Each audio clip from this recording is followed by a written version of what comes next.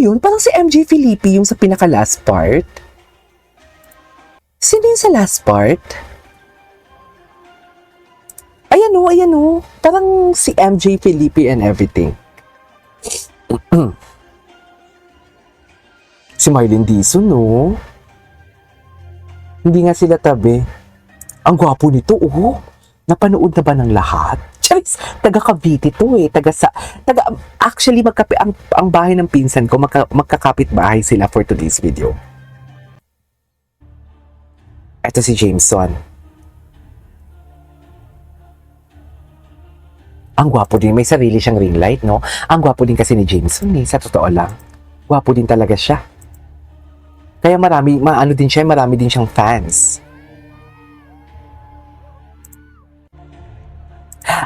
Totoo yan, Mikaela. Ang sabi ni Mikaela, I agree, I feel the love angle at the end was not needed. I couldn't agree more. Parang hindi siya kailangan eh. Kasi ang ganda ng storyline eh, di ba? From the start hanggang gumitna, hanggang sa malapit na matapos ang movie. Pero nang matapos na ang movie, or patapos na yung Kontrabida Academy, parang bumagsak yung momentum. Alam mo ba, parang bumagsak siya. But parang hindi naman dapat gano'n, di ba? Ching May, hindi ko talaga feel yung spark kay Barbie at Jameson. Kahit na FS nila, wala talaga. Actually, na-explain ko na yan dito. For me, bakit kailangan nilang gawin yung mga ganito, ganyan? Kasi pala, may eksena pala talaga sila. Kasi akala ko talaga, the movie is all about between Barbie and Miss Eugene. Di ba? The spark was pilit kasi the love angle was inserted out of nowhere. Walang dating si James sa pelikula.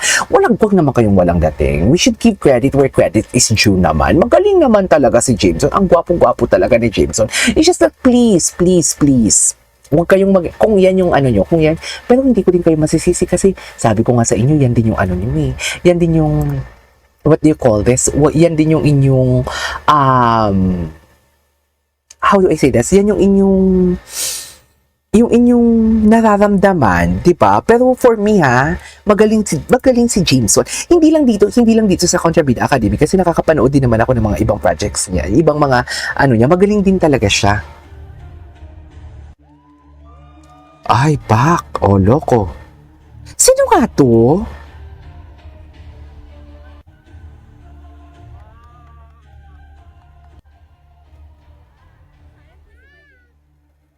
Madam Claudia talaga, no? Gladys Reyes. Pak, atake. Alam mo, hindi ko to... Ano nga ang pangalan nito? Sino nga to?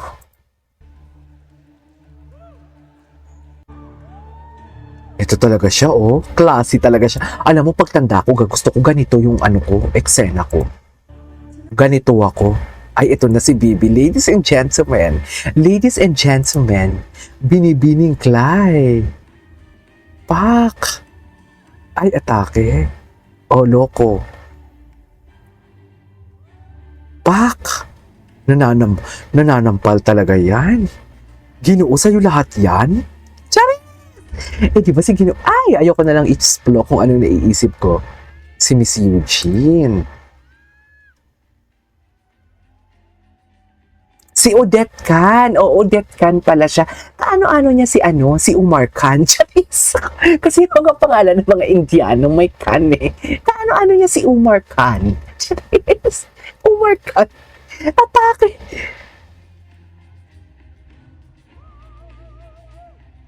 Ay, atake. Eto na yun.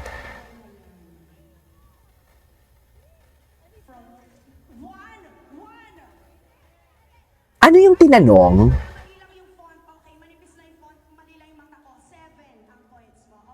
7 yung points.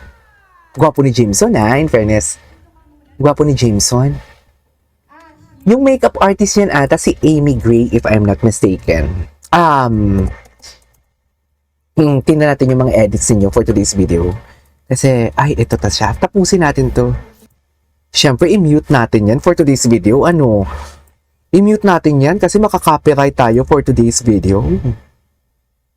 Ay, si Ma'am, andito na si Ma'am, si Ma'am, what do you call this? Si Ma'am Divine Ibarra.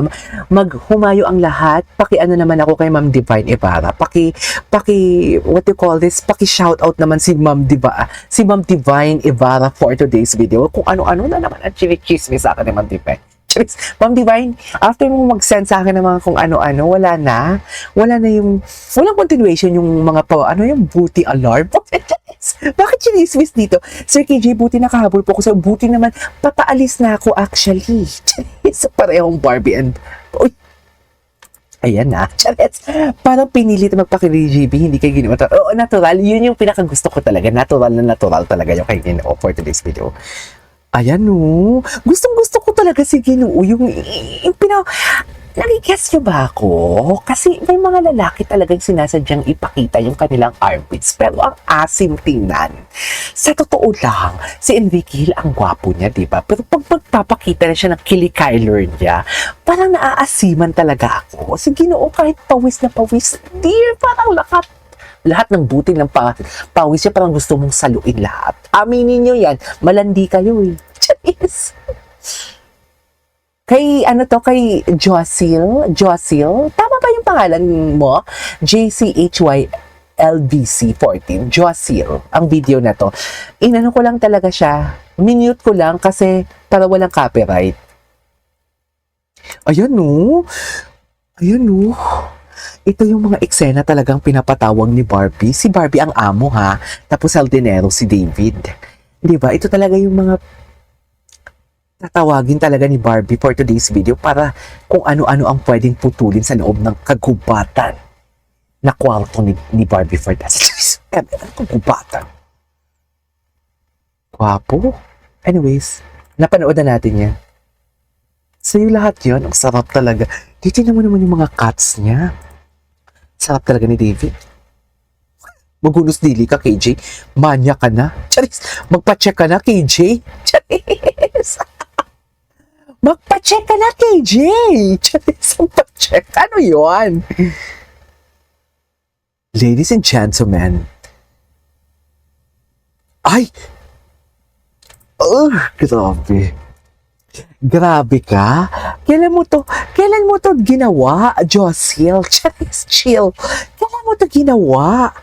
Ladies and gentlemen, kung gusto nyong mamasa-masa ngayong Biyernes ng hapon o Biyernes ng gabi, i-follow ninyo to. Charis, i-follow ninyo to mga mami. Wait lang ha. Ito Kita nyo ba?